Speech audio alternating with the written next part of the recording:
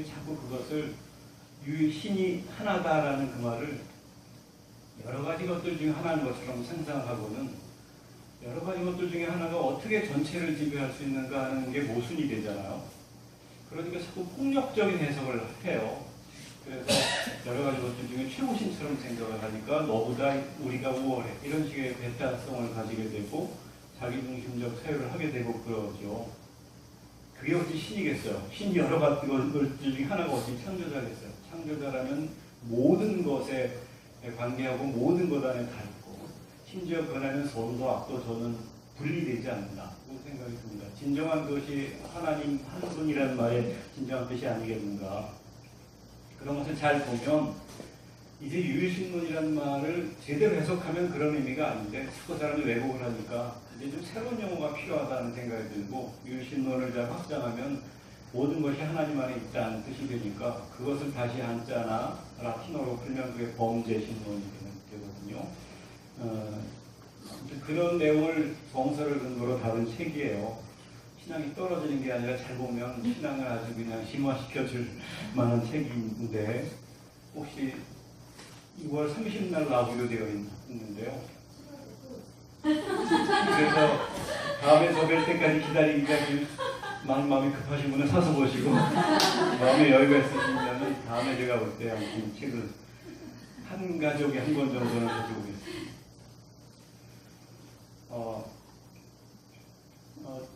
유사히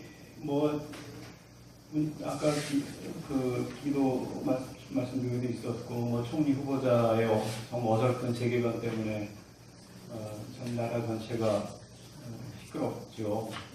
그리고 여전히 세월호 참사가 진행 중인 상황인데 월드컵에 또 총리 말하자면 에 대한 그런 공론 분열 때문에 또 어마어마한 참사가 자꾸 잊혀져 가는 것 같기도 합니다.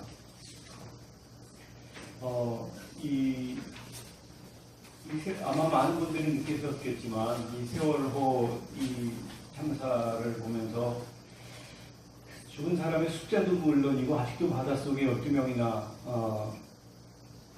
어디 바닷속 정말 어디 배 안에 있지 않은 다른 곳에 있을지도 모르는 상황이고 이쯤 되면은 이제 누구도 알아보지 못하는 상황으로 바뀌었을 거라고 이 관계자들이 얘기를 하더라고요. 그 현장을 아는 분들이. 그 전에 서해 페리오 참사 났을 때 한참 만에 번져진 그 시신에서 이미 그 해삼 이런 것이 몸에 붙어 있고 이제 그걸 숙주 삼아 잘하고 끓는다 하더라고요.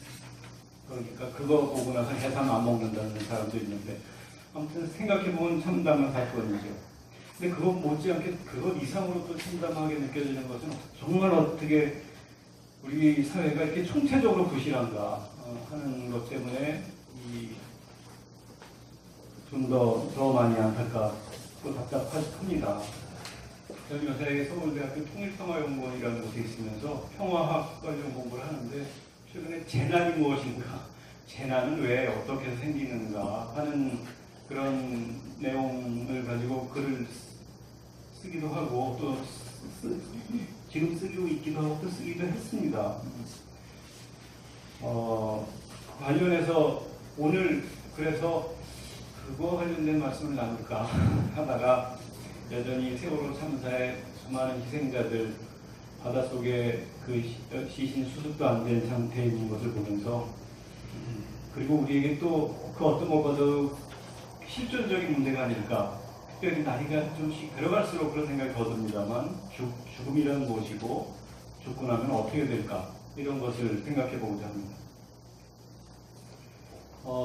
사실 죽음에 대한 주제는 교회 목사님들도 꺼려하는 주제예요. 무겁거든요. 신자들을 이렇게 다운시키잖아요.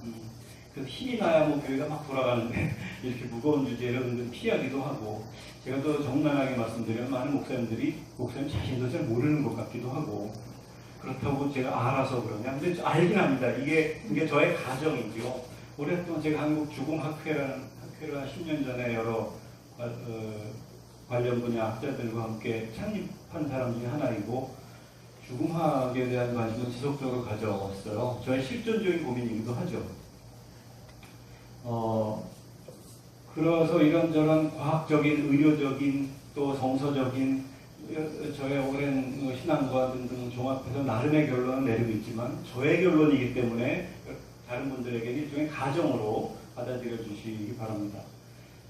성경에도 워낙 다양한 죽음관이 나오기 때문에요. 그 중에 하나만 선택해서 모든 것을 결론처럼 삼기도 어려워요. 구약 성경의 죽음관이 다르고 신약 성경의 죽음관이 다르고 예수님의 죽음관이 다르고 바울의 죽음관이 다르고 다 다릅니다. 베드로의 죽음관도 다르고 내세관 말할 것도 없습니다.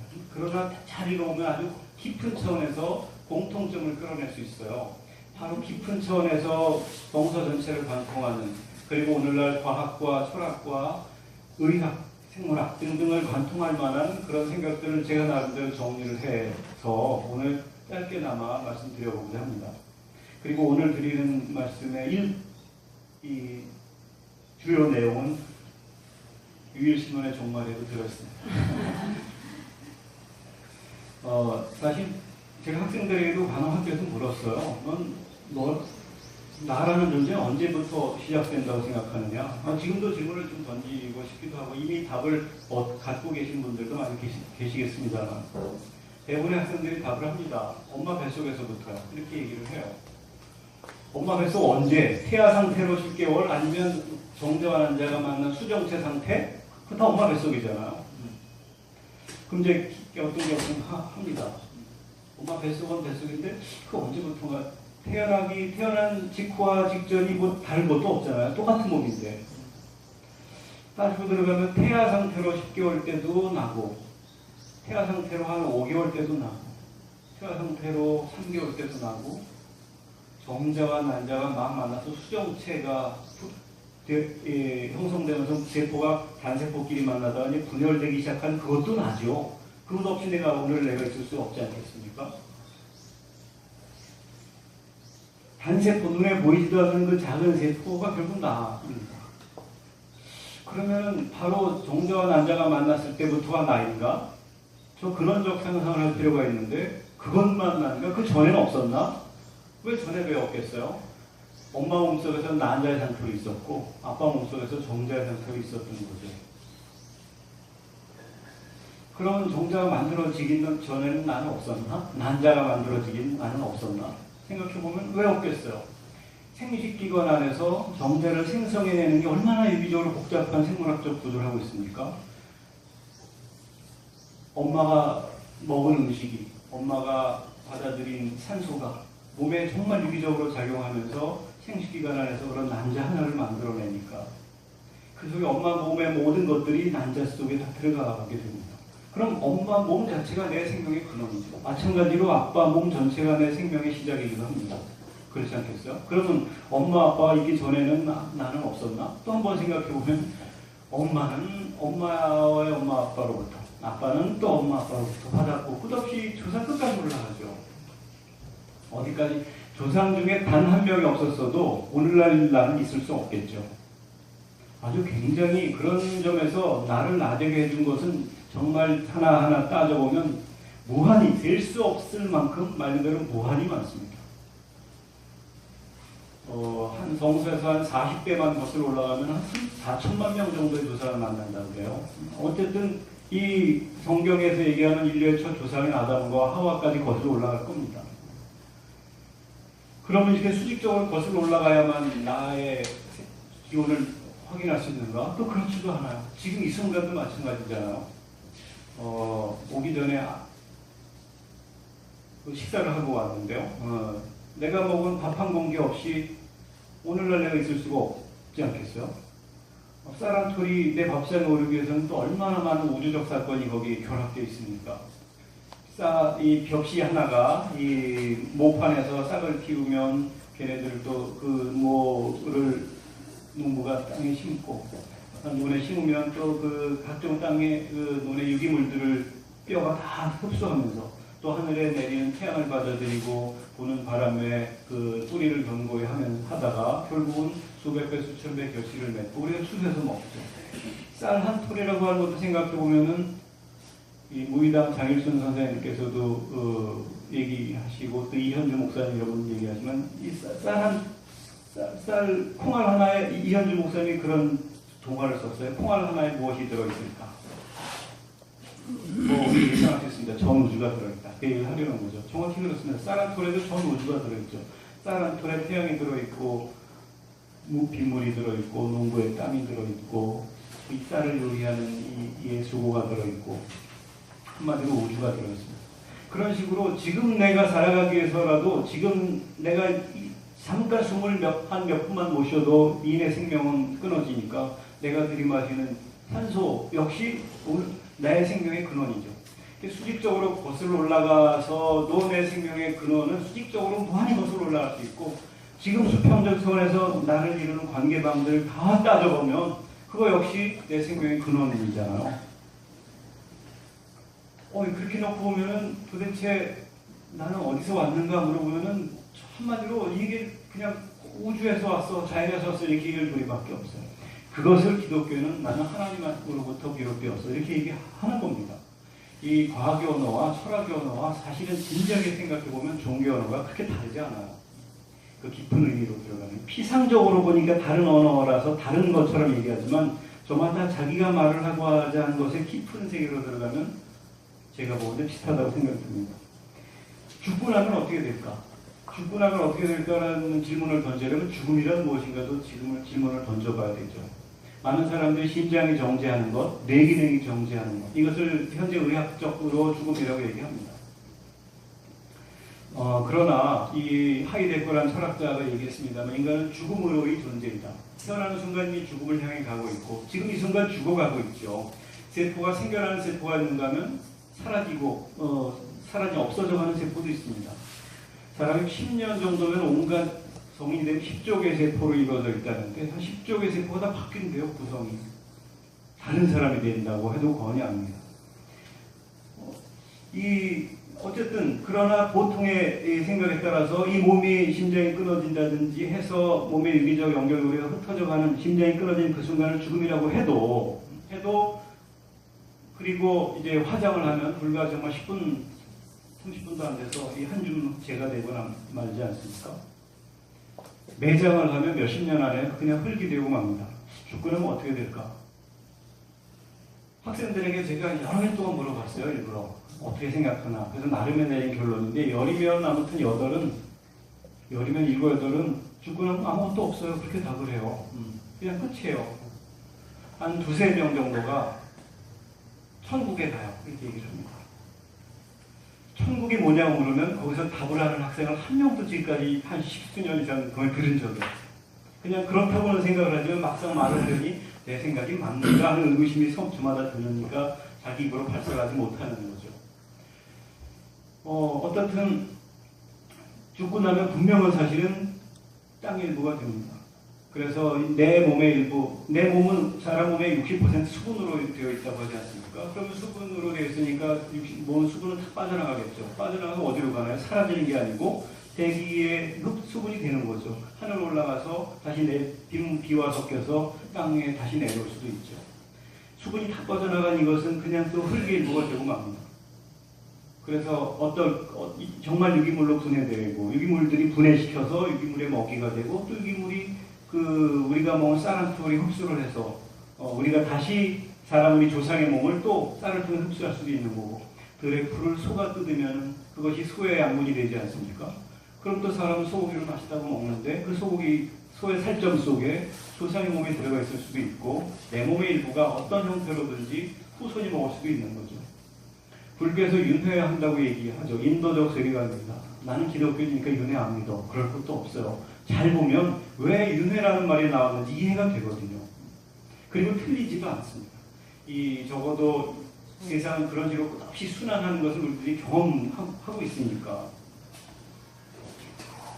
죽고 나면 다 험으로 아무것도 없어요. 다 사라져요. 그렇게 답을 하는 학생들은 의외로 많은데요. 정말 근데 사라지는가? 그것도 한번 따져볼 필요가 있어요. 사라지는 게 있나 세상에? 초등학교 때 운동장에서 열심히 축구하면서 월드컵 시즌입니다만 운동장에서 흘렸던 땀방울이 30년, 40년, 50년 전에 흘렸던 땀방울이 사라졌나요? 아닙니다. 그냥 대기 중에 흩어져서 빗물이 돼서 땅에 내릴 수도 있어요. 철봉에 매달려서 막 손때가 철봉에 묻었어요. 내 수십 년 전에 그 정글짐에 묻혔던 내 손때가 사라졌나요? 아니요. 수분은 그냥 대기가 되고 또 이 수분이 빠져나가서 땅 일부가 되고 그런 거죠. 헛기침 소리 하나 사라지지 않아요. 가만 생각해보면 이 세상에 사라지는 것은 단 하나가 없습니다. 남자애들이 막 축구하다 급하면 이 남자애들은 아무데나 화장실이니까 적당히 운동장 들어가서 볼 일도 보고 오죠. 사라졌나요? 아닙니다. 그냥 자연의 일부로 그 형태가 바뀐 채 지금 자연 안에 고스란히 이런 모양을 하고 있는 거죠. 말 한마디는 사라졌나? 절대로 사라지지 않습니다. 말 한마디가 누구에게 기쁨이 될 수도 있지만 상처가 될 수도 있잖아요. 상처로 남아있고 기쁨으로 남아있을 수 있습니다. 내가 다 알 수 없을 뿐인 거죠. 세상에 사라지는 것은 하나도 없습니다. 그게 어떤 형식으로든지 영향을 끼치게 되어 있지 않겠어요? 우리가 그 영향력을 판단하지 못해서 그렇지. 그래서 불교에서는 윤회한다 그래요. 세상만선 인과관계 속에서 원인이 있으니까 결과가 있는 거야 이렇게 얘기를 하고, 윤회하고 끝없이 관계성 속에서 끝없이 서로가 영향을 주면서 사는 거야 이렇게 얘기를 하는 게 불교적 세계관인데 저는 또 지당하다고 생각이 듭니다. 자, 그러면 이 죽고 나서 마치 뭐가 사라지는 것처럼 그러는데 정말 사라지는 것도 하나도 없죠. 심지어는 이렇게 우주적 차원을 생각해보면요, 우리가 의롭다, 불의하다 하는 것에도 큰 의미가 없게 느껴져요. 정의로운 자나 죽고 나면 한 점 흙이되고 굉장히 악인처럼 여겨지는 사람도 그냥 한 점 흙이되고 맙니다. 아무런 차이가 없죠.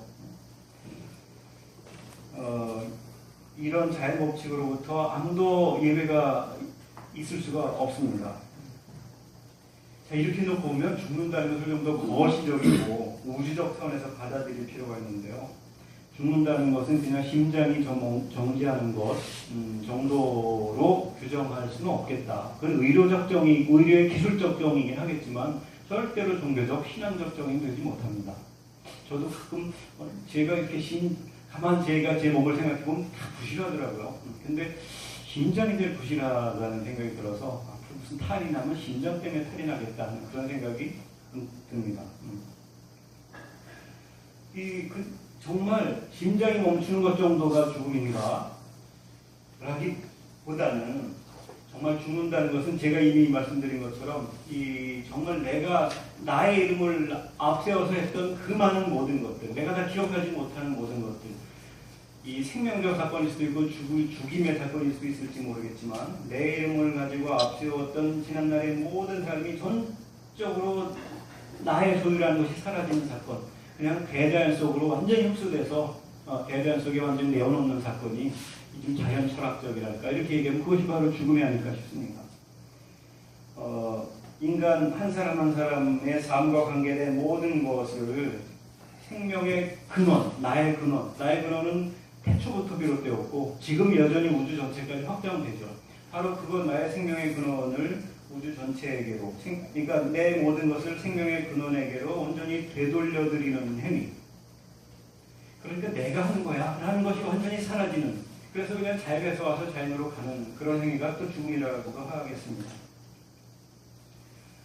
초등학교 때 학교 운동장에서 흘렸던 땀방울 하나마저도 내 것이 아니라 온전히 기독교인 언어를 빌면 하나님의 것이다 라고 고백할 수 있는, 그래서 그거 하나님의 것으로 돌려드리는 행위가 죽음이 아니겠는가 싶습니다.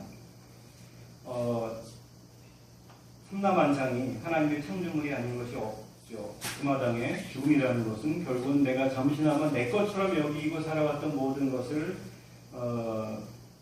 그것이 바로 무지이고 착각이었다 하는 사실을 깨닫게 되는, 그 깨닫는 주체가 뭔가는 또 다른 각도이긴 합니다만 그것을 깨닫게 되는 사건이 죽음일 것이다 하는 생각이 듭니다. 중요한 사실은요, 죽는다는 것은 시간의 문제와 연결돼서 생각해야 되는데, 제가 저기도 벽시계에 걸려 있습니다. 우리들이 시간이란 말을 쉽게 쓰지요. 죽으면 우리 몸의 유기적 기관이 해체되지 않습니까? 감각기관이 사라집니다. 보지 못하게 되고 듣지 못하게 되고 몸으로 느끼는 감각, 모든 일체의 감각이 사라집니다. 감각이 사라지고 나면 무엇이 사라지냐면 체험이 사라져요. 우리들이 뭔가 경험한다, 체험한다 하는 것들은 한결같이 눈으로 보고 귀로 듣고 손으로 만지고 생각해본 우리들의 감각기관의 작용이에요. 체험회라는 동전을 탁 뒤집으면 뭐가 있냐면 시간이라는 게 있습니다. 아까 보았을 때와 지금 봤을 때 그 차이를 보고 우리들은 시간이 흘렀네 이렇게 얘기를 하거든요. 한자의 시간이란 말이 때 시자의 사이 간자 아닙니까? 한문의 사이 간자란 말이 참 멋있습니다. 때와 때 사이예요. 시간이라는 것은 언제나 사이입니다. 사이를 인간편에 생각해보면 경험이에요. 아까 경험한 것과 지금 경험한 것의 사이. 그 차이만큼은 인간이 느끼는 거죠. 그 차이를 체험이라고 얘기할 수도 있고 시간론적 차원에서는 그걸 시간이야 이렇게 얘기합니다. 시간이라고 하는 것은 우리들의 경험과 관련된 거지 절대 시간이 있지 않습니다. 벽에 시계가 걸려 있으니까 지금 저 시계도 2시 56분 30초쯤 대강 되어버리는데요. 모두가 오늘 6월 22일 2시 57분쯤을 모두가 살고 있다고 생각하지만 절대로 그렇지 않습니다. 체험은 사람마다 다르거든요.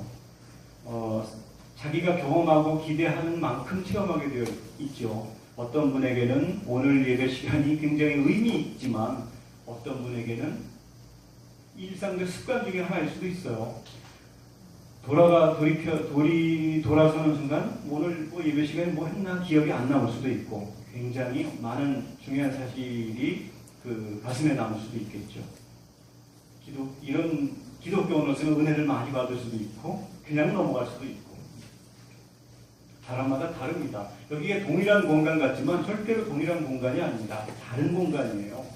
동일한 시간 같지만 절대로 동일한 시간이 아니고 다른 시간입니다. 왜 다르냐면 다른 체험을 하기 때문이에요. 왜 다른 체험을 하냐면 사람의 몸의 감각기관 속에 태어나면서부터 다양한 환경 속에 쌓여온 정도가 다르기 때문이에요. 중요한 것은 몸이 사라지면 감각기관이 사라지고 체험이 사라지고 결정적으로 시간이 사라집니다. 시간이 사라지는 것을 오랜 철학의 언어로 종교 언어로 얘기하면 뭐라 그러냐면 영원한 세계로 들어가는 거라고 얘기합니다. 영원하다는 것은 시간을 넘어서는 세계죠. 하나님이 영원하신 분이야 라고 얘기할 때 그 영원성은 다른 게 아니라 시간을 넘어선다는 뜻입니다. 시간을 넘어선다는 말은 몸의 감각이 이게 몸에 매이지 않는다 이런 뜻이기도 합니다. 그러니까 죽음은 결국은 시간을 넘어서 영원에 참여하게 되는 순간이죠. 그럼 사실 엄밀하게 얘기하면 지금은 영원하지 않고 심장이 끊어져야만 영혼에 들어가냐? 사실 또 따지고 보면 그렇지 않아요. 지금 우리는 영혼 속에 있는 거죠. 영혼 안에서 영혼을 지향하며 사는데 우리의 몸이, 우리의 감각기관이 영혼을 의식하지 못하고 감각기관은 본성상 시간만 의식합니다. 그렇지 않아요? 그래서 시간이란 말을 얘기하죠. 그러나 의식하지 못할 뿐 사람은 다 영혼 속에 있는 것이고 영혼을 의식하지 못하지만 지향하고 그 안에서 살고 있는 거죠. 그걸 기독교 언어로 얘기하면 또 뭡니까? 하나님 안에서 살아가는 겁니다. 하나님 안에서 하나님을 지향하며 살아가는 것이 삶이기도 하는데 그것을 의식하지 못할 뿐인 거죠, 저희가. 죽음이란 그런 점에서 시간을 넘어서 영혼에 참여하게 되는 순간입니다. 인간이 숨을 거둔다. 그리고 이 목숨, 그러니까 우리 동양의 도가 어린아이들은 배로 호흡을 한다고 그러지 않습니까? 그래서 지금 끝없이 아이가 배로 호흡하는 것처럼 이 끝없이 호흡을 깊게 들이마셔서 이 숨을 단전까지 밀어넣는 것을 많은 명상하는 사람들이 아주 동양식 호흡법의 기본인데요. 끝없이 숨을 깊게 쉬게 하려고 하는 거죠. 근데 나이 들수록 그게 안 돼가지고 점점 숨이 올라가서 나중에 여기서 깔딱깔딱거리다가 딱 끊어지는 것을 목숨이 끊어졌다 그러잖아요. 목에서 숨이 여기서 이제 멈추는 것을. 어쨌든 이런 사람이 숨을 거두는 순간에 일반적인 게 죽음이죠. 그러나 그것이 결정적으로 하나님의 세계로 가는 것이다. 그때는 이제 몸의 감각이 사라지니까 시간이 사라지는 것이고 시간을 넘어선 하나님의 세계에 합류하는 것이다. 기독교 신앙의 고유한 독특성을 부활이다, 영생이다 그런 얘기합니다. 그걸 다른 종교는 없고 기독교만 있어 얘기하는데 제가 너무 기독교 신앙의 정수 내지 비밀을 한꺼번에 다 풀어놓는지 모르겠습니다만 부활이 다른 거겠어요. 부활이 진정한 영원한 하나님의 생명 속에 참여한다는 기대의 표현이거든요. 예수께서 그것을 보여주셨고 우리도 그렇게 되리라 하는 기대와 희망의 표현이죠. 내 목숨이 끊어져서 더 이상 내가 하는 거야 라는 의식이 사라지고 진작부터 있었던 영원한 생명수에 온전히 합류하게 되는 그것을 부활이라고 하고 영생이라고 얘기합니다. 그런데 이 부활이라 그러면은 뭐가 살아가는 주체가 있어야 되는 거 아니겠어요? 그래서 성경에서는 그 바울 서신에 주로 나오는 얘기입니다만 영적인 몸, 신령한 몸을 입혀주실 것이다 라고 얘기합니다. 이제 몸뚱아리는 썩어 없어지겠지만 그 영혼을 하나님께서 신령한 몸으로 다시 태어나게 해주실 거라는 것이 바울의 부활과의 핵심이죠. 영적인 몸으로 태어날 것이다. 영적인 몸이 뭐냐 물으면 이제 아무도 몰라요. 기대이고 희망인 거예요. 그러나 영적이기 때문에 시간 너머의 존재니까 하나님과 동급의 레벨이 되는 거죠. 그러니까 이 영원한 거예요. 그러나 그것이 산다는 말을 하려면 뭔가 삶의 주체가 있어야 되니까 영적인 몸이라는 말을 씁니다.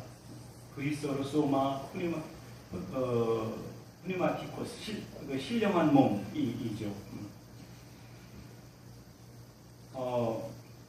그것이 바로 우리들이 언젠가 지금 이렇게 살고 있지만 언젠가 그런 식의 삶을 살 거야라는 기대를 가지고 사는 것이 기독교입니다.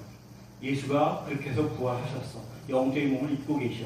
라는 것이 성경의 가르침이기도 하는 거죠.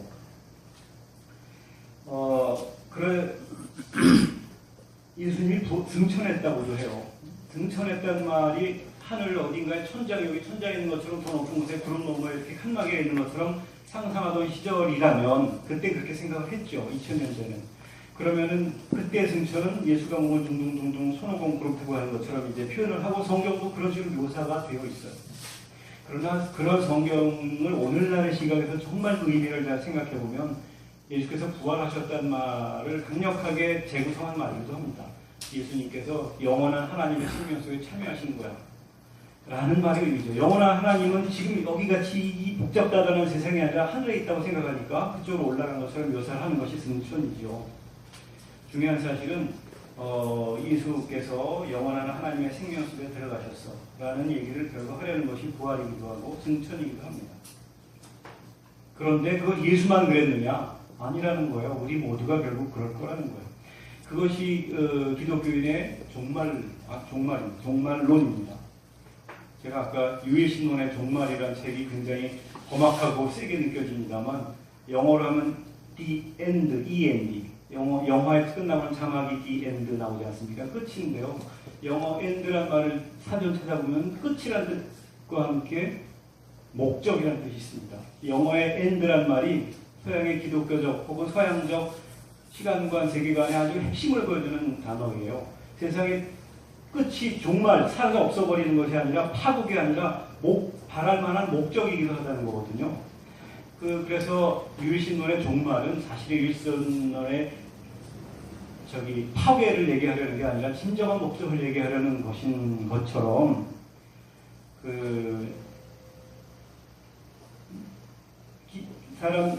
기독교인들이 뭔가 기대한다는 것 자체는 그게 기독교적 종말론은 세상의 파국을 얘기하려는 것이 아니라 이상적 목적을 얘기하는 것이기도 하고 기독교의 목적은 영원한 하나님의 생명에 내가 온전히 합류하리라 하는 기대를 갖고 산다는 것입니다. 죽음은 그런 점에서 절대로 죽음의 사건이 아니고 하나님의 눈으로 보면 내가 의식하지 못하지만 인간의 심층의 언어로 보면 생명의 사건이 되는구나 이런 거죠. 구약성경은 죽음을 허무하게 생각했어요. 죽음 이후에 대한 상상을 구약성경에서는 잘 하지 않았습니다. 어디나 내세관이 다 나오는 것처럼 얘기하지만 눈을 씻고 구약성경을 찾아보세요. 내세관 그런 게 없어요. 그냥 죽으면 무덤 속에 있는 것, 하나님이 없는 세상, 음울한 무덤과 이런 거 별로 원하지 않아, 죽고 싶지 않아. 그렇기 때문에 이런 몸을 가지고 더 살고 싶어. 이런 것이 신구약 중간기의 또 기본적인 생각이고 몸을 가지고 오래 사는 것을 내세라고 생각하기도 했어요. 그런데 이 신약 성경으로 들어오면 관점이 많이 바뀌고 아주 좀 좋게 얘기하면 세련돼지죠. 오늘 읽은 성경도 그 중에 하나인데요. 신약 성경에 보면 그 로마서 6장 23절에 보면 죽음은 왜 죽냐? 죄의 대가로 죄의 대가야 라고 에덴 동산에 지난번에 타락이라는 말씀 드렸습니다만 그것을 죽음을 죄의 대가로 설명하기도 합니다.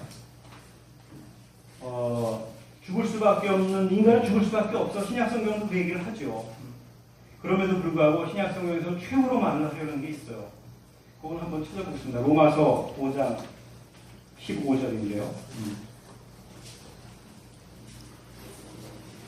로마서 5장 15절을 혹시 오늘 그냥 한번 찾으셨으면 한번 큰 소리로 읽어봐 주시면 감사하겠습니다.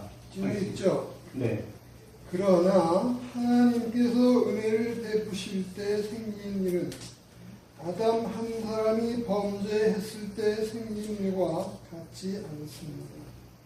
한 사람의 범죄로 많은 사람이 죽었으나 하나님의 은혜와 예수 그리스도 한 사람의 은혜로 말미암은 선물은 많은 사람에게 더욱더 넘쳐나게 되었습니다.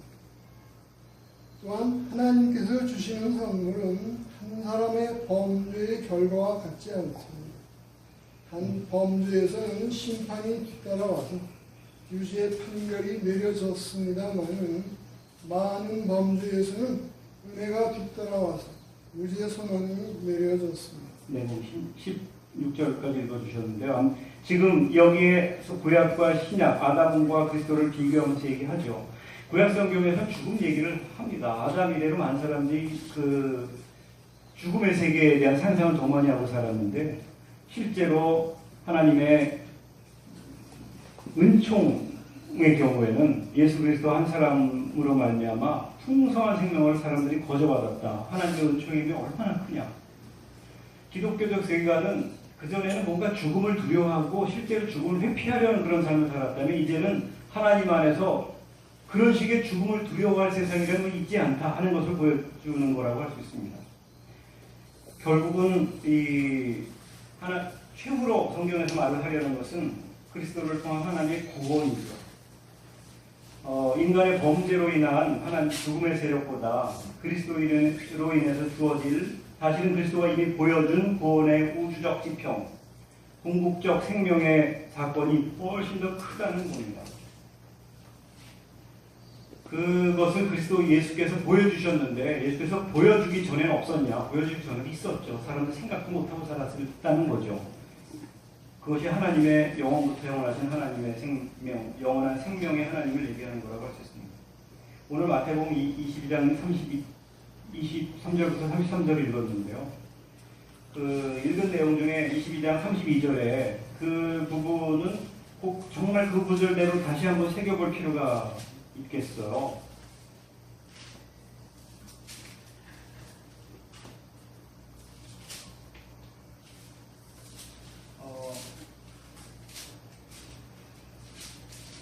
아까 읽은 내용 중에요.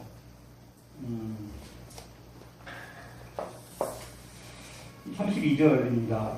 나는 예수께서 죽음을 현실의 연장처럼 생각하는 사두개파 사람들을 대상으로 예수께서 이렇게 얘기하죠. 나는 아브라함의 하나님이고 이삭의 하나님이고 야곱의 하나님이다 라고 성경에 써있지 않느냐. 이 말씀의 의미는 뭐냐.